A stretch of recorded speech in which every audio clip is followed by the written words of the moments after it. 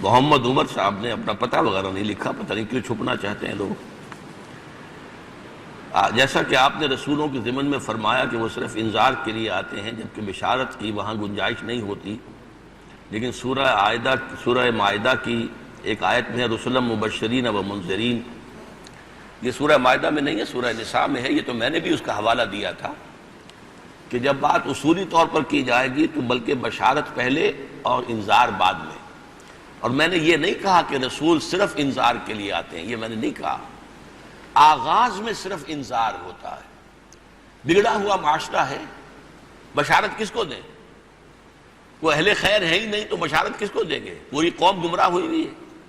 پھر جیسے جیسے ان میں سے لوگ ایمان لاتے ہیں، جیسے جیسے لوگ توبہ کر کے صالح ہو جاتے ہیں، ان کے لیے بشارت، تو وہ بعد میں بشارت آتی ہے، پہلے انذار۔ لیکن اصولی اعتبار سے جب بھی بیان کیا جاتا ہے قرآن میں تو بشارت کا لفظ پہلے ہے اور انذار کا بعد میں، لیکن ترتیب کے اندر وقت کے اعتبار سے کرونالوجیکل آرڈر کے اندر انذار پہلے ہے، بشارت بعد میں ہے۔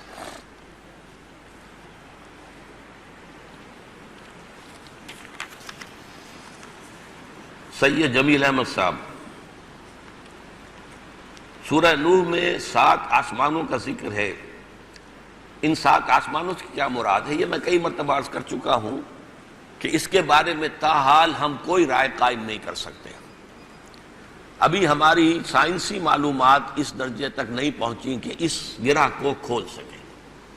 بس ہمارا ایمان ہوگا یہ جو آیات متشابہات قرآن مجید میں ہیں، ان آیات متشابہات کے بارے میں ہمیں یہ کہا گیا ہے کہ سب پر ایمان رکھو اور ان کی کھود کرید میں نہ پڑو۔ ہاں، ہو سکتا ہے کہ وقت آئے اور اس میں یہ بات کھل جائے، سائنس کی ترقی وہاں تک پہنچ جائے، تاحال ہم کچھ نہیں کہہ سکتے۔ شمس الحق صاحب، گزشتہ کافی عرصے سے دنیا کے اختتام کے سلسلے میں آپ کی کافی تقاریر سنی ہے۔ آپ کے خیال میں ظہور مسیح دجال اور ظہور مہدی اعداد و شمار کے حوالے سے آپ کے اپنے خیال کے مطابق کس سن میں ہوگا؟ یہ بات میں سن کے تعین کے ساتھ نہیں کہہ سکتا۔ قرآن مجید میں حضور سے 2 جگہ کہلوایا گیا، قل ان ادری اقریب ام بعید ما توعدون، اے نبی کہہ دیجئے کہ میں نہیں جانتا کہ جس چیز کی تمہیں دھمکی دی جا رہی ہے وہ قریب آ چکی ہے یا دور ہے، یہ ضرور ہے کہ ہوگا۔ تو پہلی بات تو یہ کہ جس کی خبر دی ہے حضور نے کہ دجال بھی آئے گا اور مہدی کا بھی ظہور ہوگا، پھر حضرت عیسیٰ کا نزول ہوگا اور اس کے بعد پوری دنیا میں خلافت اسلامی کا نظام، یہ تو یقینی ہے کہ ہوگا۔ اب ایک گمان کا معاملہ ہے کہ میں یہ سمجھتا ہوں کہ یہ دنیا کی تاریخ جو ہے نوع انسانی کی ان واقعات کے بہت قریب پہنچ چکی ہے۔ چنانچہ مڈل ایسٹ میں جو ہے بھٹی دہکنے والی ہے، جس طرح کا بھی ہوا ہے معاملہ وہ آپ کے سامنے ہے۔ اور آپ تصور کیجئے صرف یہودی جو مذہبی یہودی ہے وہ اس پر تلے ہوئے ہیں کہ وہ مسجد اقصیٰ کو گرائیں گے اور قبۃ الصخرہ جو ہے اس کو گرائیں گے، اور اس کے نتیجے میں کیا ہوگا؟ مسلمانوں کے اندر ایک طوفان اٹھے گا، نوجوانوں کے اندر ایک احتجاج کا۔ جو مسجد تھی بالکل غیر آباد پڑی ہوئی تھی اتنے عرصے سے ہندوستان کی، اور اس کی کوئی خاص حیثیت نہیں تھی، ایودھیا کی مسجد جو ہے بابری مسجد، اس پر آپ کو معلوم ہے کہ مسلمانوں نے احتجاج کتنا کیا، اس میں 2000 مسلمان جو ہیں وہ قتل ہو گئے تھے، شہید کر دیے گئے۔ تو یہاں کیا ہوگا؟ لاکھوں کی تعداد میں سمجھتا ہوں کہ وہ معاملہ ہوگا، اور اس کے بعد جو ہے یہ حالات اس تیزی کے ساتھ ان چیزوں کی طرف بڑھتے چلے جائیں گے جن کی خبر جو ہے احادیث میں دی گئی ہے، لیکن میں تعین کے ساتھ نہیں کہہ سکتا۔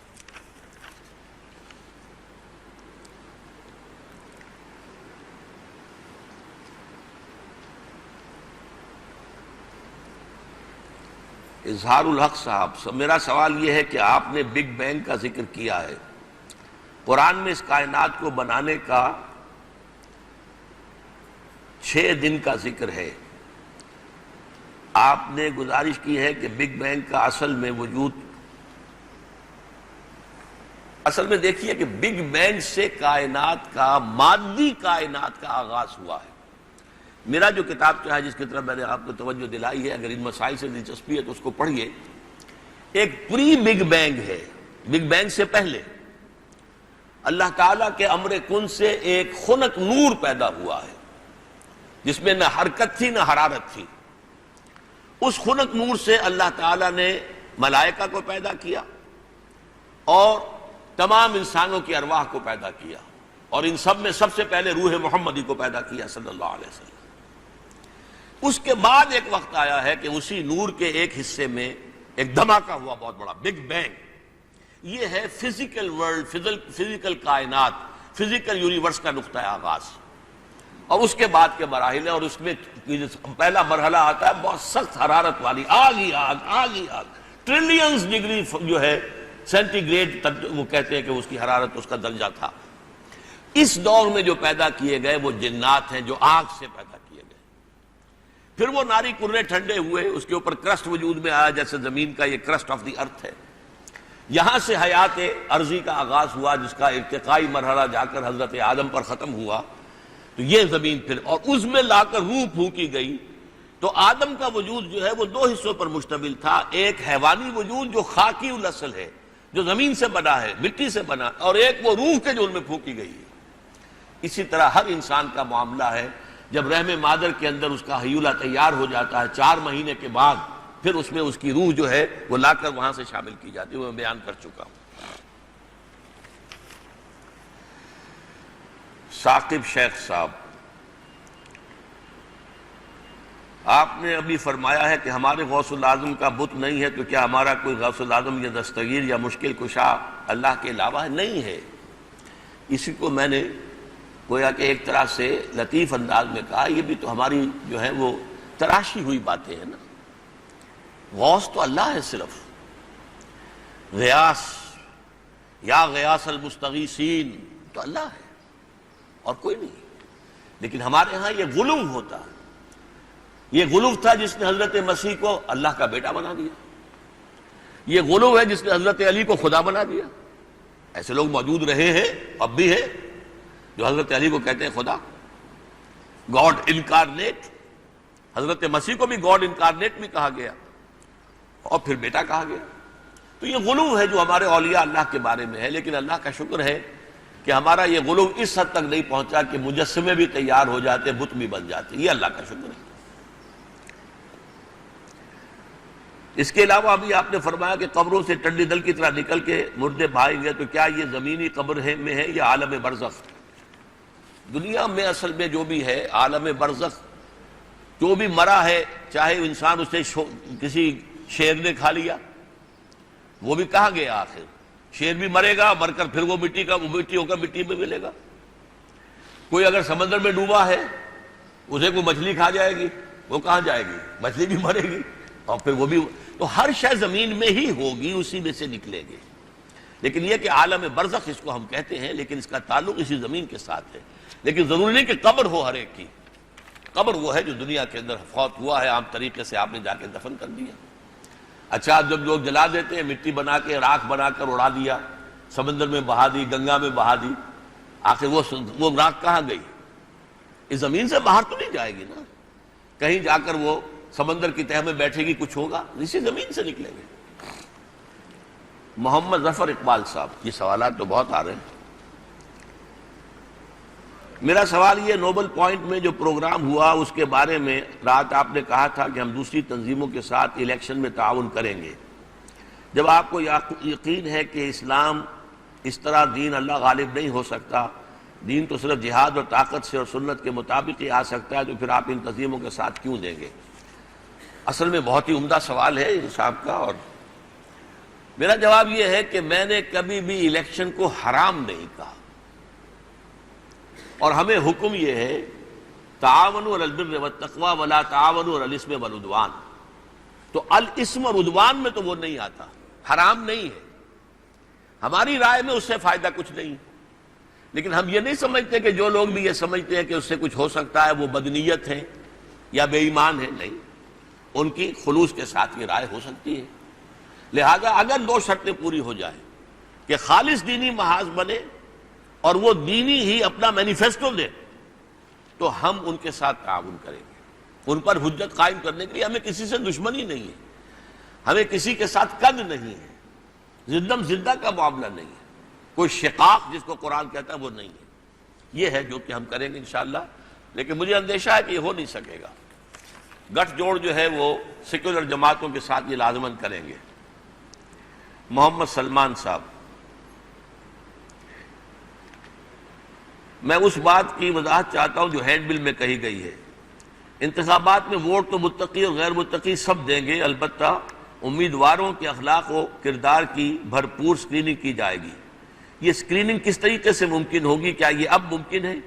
یعنی اس نظام میں اپنے بنے ہوئے جیسے گریجویٹ کی شرط وغیرہ، ویسے تو یہ ہمارے دستور میں دفعہ 62 اور 63 میں ہے کہ فل اسکریننگ ان کی ہونی چاہیے، لیکن شرط یہ لگا دی گئی ہے کہ صرف جو ہے خود جو امیدوار ہو وہ ایک دوسرے کے اوپر الزام لگا سکتے ہیں، کوئی باہر کا آدمی نہیں آ کے کوئی بات کہہ سکتا. ہماری جو اسکریننگ ہوگی انشاءاللہ تعالیٰ اگر وہ نظام قائم ہوا تو اس کے لیے ایک ادارہ قائم ہوگا. جیسا کہ رات بھی میں نے عرض کیا تھا، اسلامی نظام میں عدالت میں گواہ کی حیثیت سے بھی کوئی شخص پیش نہیں ہو سکتا جب تک کہ اس کی اسکریننگ نہ ہو جائے. اس کے اہل محلہ گواہی دے کہ ہاں یہ ایک نیک آدمی ہے، شریف انسان ہے، اور معلوم ہو کہ اس کے پاس جو دولت ہے وہ واقعتاً جائز ذرائع سے کمائی ہوئی ہے. تو یہ اسکریننگ جو ہے اس کا نظام قائم کر دیا جائے گا، ایک محکمہ اس کے لیے باقاعدہ قائم ہو جائے گا. جب نظام ہوگا تو اس کے لیے آپ الیکشن کے لیے اتنا بڑا الیکشن کمیشن جو ہے اور اس کے اوپر جو ہے کروڑوں اربوں روپے خرچ ہوتے ہیں، تو اس کا ایک ایسا ادارہ بھی وہاں پر قائم ہو سکتا ہے. اجتہاد پارلیمنٹ کے ذریعے ہوگا، یہ کیسے ممکن ہے؟ یہ تو صرف علماء ہی کریں گے. یہ تو میں نے رات واضح کر دیا تھا. اجتہاد تو علماء کریں گے، لیکن دیکھیے عالم جو ہے وہ اللہ تعالیٰ کی طرف سے معین نہیں ہے کہ یہ عالم ہے. اور ہمارے ہاں کیا ہے، ایک فرقے کے علماء دوسرے فرقے کے علماء کو تسلیم کرتے ہیں؟ تو نہیں کرتے، وہ تو کہتے گمراہ ہیں. ہمارے ہاں جو غالی بریلوی ہیں ان کے نزدیک تو سارے دیوبندی کافر ہیں. جب کافر ہیں تو ان کے علماء جو ہیں وہ تو کافر سے بھی بڑے ہو گئے. لہذا اصل مسئلہ تو یہ ہے کہ علماء اجتہاد کریں گے، لیکن کس کا اجتہاد نافذ ہوگا یہ فیصلہ پارلیمنٹ کرے گی. اب یہ اختیار کوئی بادشاہ تو ہے نہیں، اورنگزیب عالمگیر تو بیٹھے ہوئے نہیں ہے کہ انہوں نے جو ہے ایک کمیٹی بنا دی، اس کمیٹی نے جو فتاوی دیے مرتب کیے وہ فتاوی عالمگیری کہلائے. حالانکہ عالمگیر نہ عالم دین تھے، نہ مفتی تھے، نہ فقیہ تھے، کچھ بھی نہیں تھے. وہ فتوے ان کے مرتب کردہ نہیں تھے، لیکن نافذ کرنے کی طاقت تو ان کے پاس تھی نا. ان مولویوں کے پاس تو نہیں تھی جنہوں نے یہ فتوے دیے. وہ اختیار تو عالمگیر کے پاس تھا، اس لیے وہ فتاوی عالمگیری کہلاتے. اس معنی میں کہہ رہا ہوں کہ اجتہاد جو ہے وہ پارلیمنٹ کرے گی. یعنی کون سا اجتہاد نافذ العمل ہوگا اور کتاب قانون کا جز بن جائے گا، اس کا فیصلہ جو ہے وہ پارلیمنٹ کرے گی. محمد ظفر عمر صاحب، میرا سوال یہ کہ خلافت کب اور کیسے آئے گی؟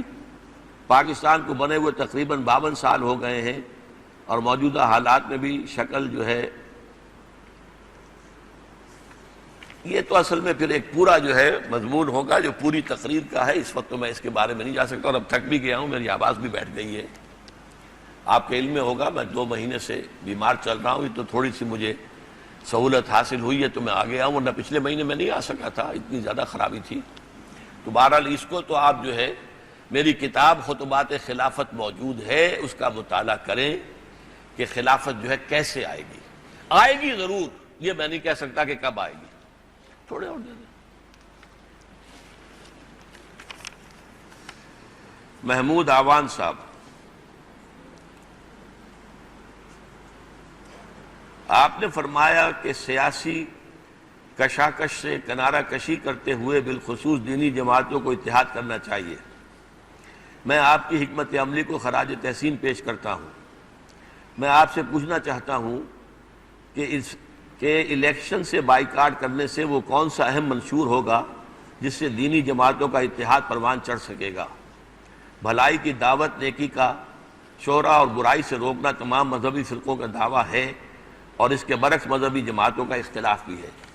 مذہبی جماعتوں نے اس کو عملاً اختیار نہیں کیا ہے.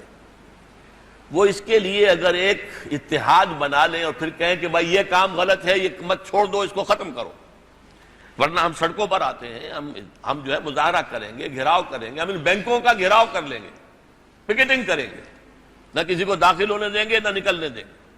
اگر طاقت ہو جائے، منظم ہو، تو تو اگر یہ تمام دینی جو ہے جماعتیں جمع ہو جائیں تو ان کے پاس اتنی طاقت ہوگی کہ وہ یہ کام کر سکتے ہیں۔ یہ ہے جو میں پیش کر رہا ہوں۔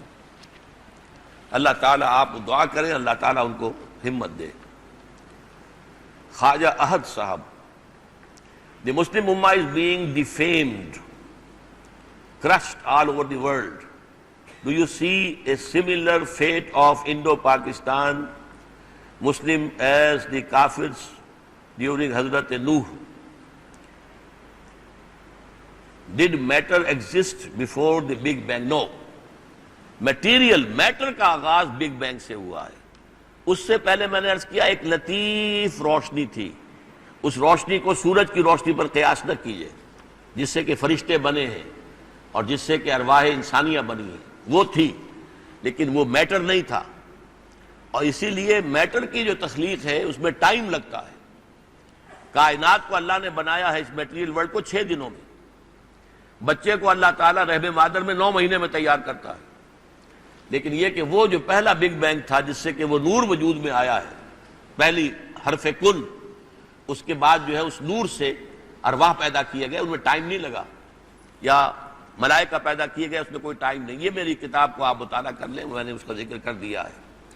باقی پاکستان کے بارے میں بھی میں نے ابھی عرض کیا کہ ایک چیز کا تو مجھے یقین ہے کہ عالم عرب پر تو اللہ کا بہت سخت عذاب آنے والا ہے اور آ کر رہے گا۔ وجہ کیا ہے؟ وہ اس اعتبار سے پریولیجڈ لوگ ہیں امت کے اندر، ان کا اونچا مقام ہے، انہیں اللہ نے فضیلت دی۔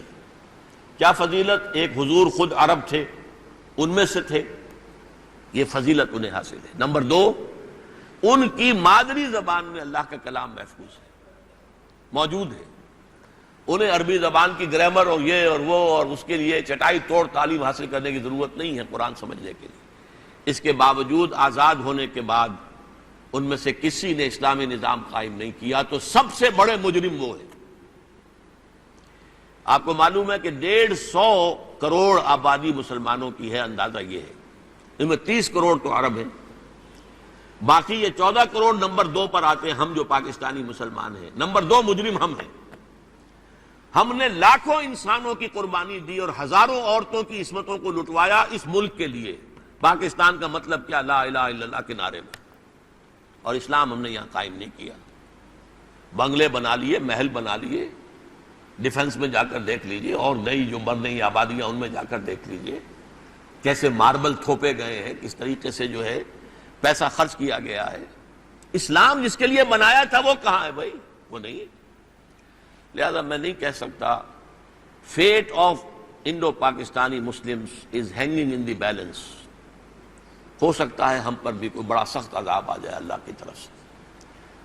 آپ دیکھ رہے ہیں پاکستان کی سرحد سے قریب ترین جو 2 صوبے بنتے ہیں ان میں سے ایک پنجاب ہے اور ہریانہ، اس میں تو مسلمان کوئی ہے ہی نہیں۔ پھر ادھر جو ہے سندھ کے ساتھ ملنے والا، تھر پارکر کے ساتھ ملنے والا یہ گجرات، اور وہاں کیا ہو رہا ہے سب مسلمانوں کے ساتھ۔ اور پاکستان کی سرحد پر جو ہے فوج کھڑی ہوئی ہے، 1 ملین 10 لاکھ فوج کھڑی ہوئی۔ کیا نیت ہے ان کی ہمیں کچھ معلوم نہیں۔ تو کچھ پتہ نہیں کہ ہمارے اوپر بھی اللہ تعالیٰ کی طرف سے کوئی عذاب کا بہت بڑا کوڑا برس رہا ہے، ہو سکتا ہے۔ لیکن امید یہ ہے کہ اس کے بعد ہمیں ہوش اللہ تعالیٰ دلا دے گا، اور پھر جو ہے یہ جو عیش کی وجہ سے کچھ مال مست کچھ حال مست جو مستیاں چھائی ہوئی ہیں ختم ہوں گی، تو پھر شاید یہاں پر بہتری کا راستہ نکل آئے اور یہیں سے پھر خلافت کا نظام شروع ہو سکے۔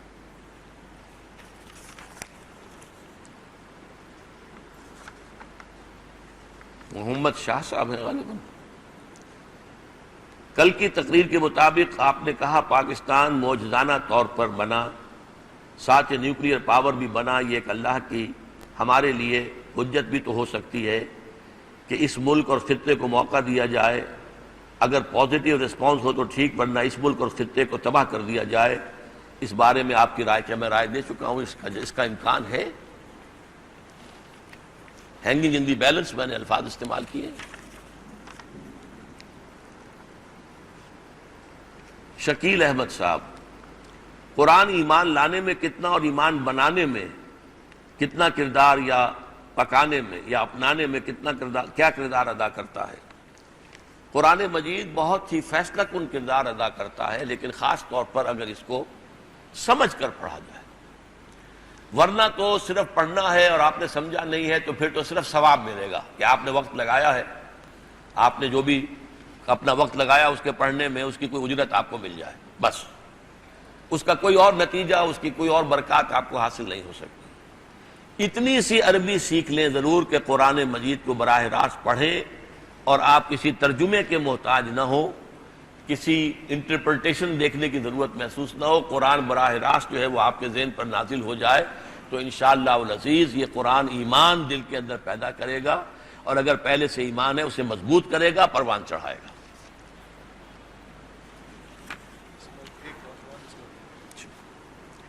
صدیق احمد صاحب، اچھا مجھے یہ خوشی ہو رہی ہے کہ رات کی تقریر کے شرکاء میں سے بھی کافی حضرات آج یہاں پہنچے ہیں، میں ان کا مشکور ہوں، ممنون ہوں۔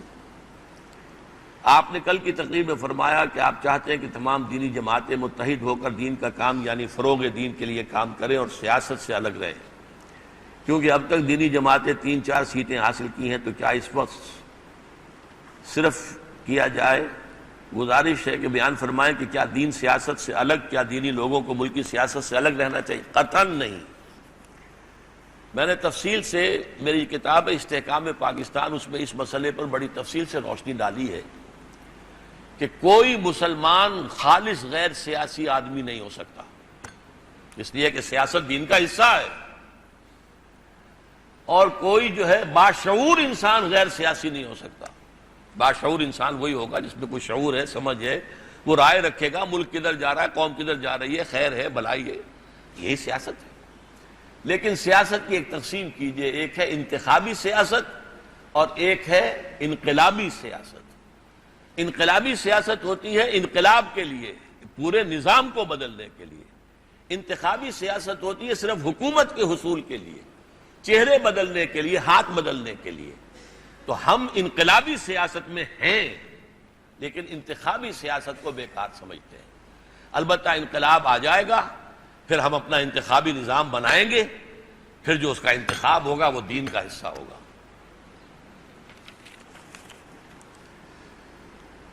نوید السادات، آپ نے کل کے پروگرام میں مولانا الیاس صاحب کا ذکر اور ان کی فکر، اس کے نتیجے پوری دنیا میں کام جاری ہے کیا۔ آپ ابھی تک فی زمانہ تبلیغی جماعت کے کسی بھی ایک اعلیٰ رفیق سے ملے ہیں، اور آپ کی اس جماعت کے بارے میں قرآن و سنت کے حوالے سے حوالہ جات اور رائے کیا ہے؟ اصل میں اس سے گریز کیا کرتا ہوں عام طور پر اس جماعتوں کے اوپر کوئی تنقید یا اختلاف۔ ایک بطور واقعہ آپ کو بتا رہا ہوں کہ میں جب جماعت اسلامی سے علیحدہ ہوا تھا سن 57 میں، تو سن 57 اور 58 جو ہے میں نے تبلیغی جماعت کے ساتھ ہی گزارے، اور شب جمعہ جو ہے جمعرات کی شام کو جا کر مغرب کے وقت سے اور پھر فجر کے بعد تک جو ہے مسجد کے اندر ان کے ساتھ قیام کیا، سہ روزے متعدد لگائے، چلے کی نوبت نہیں آئی تھی۔ لیکن پھر میں نے قریب سے دیکھ کر اور ان کے بہت بڑی شخصیتوں سے، مفتی زین العابدین صاحب جو ہیں فیصل آباد والے، ان سے گفتگو بڑی مفصل ہوئی تھی میری۔ کوئٹے میں ایک اجتماع بہت بڑا تھا، اس میں گیا تھا، تو میں اس نتیجے پر پہنچا کہ تبلیغی جماعت انفرادی اصلاح اور عبادات کا شغف اور سنتوں کا اختیار کرنا اس کے اعتبار سے بہت مفید ہے، بہت مؤثر ہے، لیکن اجتماعی نظام کا تصور ہی کوئی ان کے سامنے موجود نہیں۔ سیاسی معاشی نظام بدلنا اور معاشرتی نظام بدلنا۔ نمبر 2 یہ کہ وہ نیکی کی تلقین تو کرتے ہیں، بدی پر گرفت نہیں کرتے، پکڑتے نہیں ہیں۔